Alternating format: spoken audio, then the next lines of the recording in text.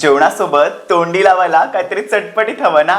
मग ही चटकदार अशी कैरीची चटणी तुमच्यासाठी, ज्याची चव आहे आरारारा खतरनाक. तर मंडळी, काय करायचं, स्वच्छ धुवून घेतलेल्या कैऱ्या घ्यायच्या आणि त्यांच्या साली काढून घ्यायच्या.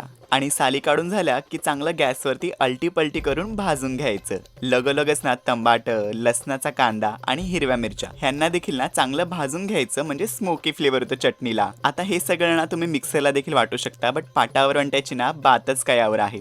आणि वाटता वाटताना थोडं भिजून घेतलेल्या काश्मीरी लाल मिरची देखील घ्यायच्या, म्हणजे छान कलर येतो. आणि मग काय मंडळी, लसूण देखील थोडासा ठेचायचा, म्हणजे वाटला चांगला होतो. आणि खसाखसा हे सगळं काही असेल ना ते वाटून घ्यायचं.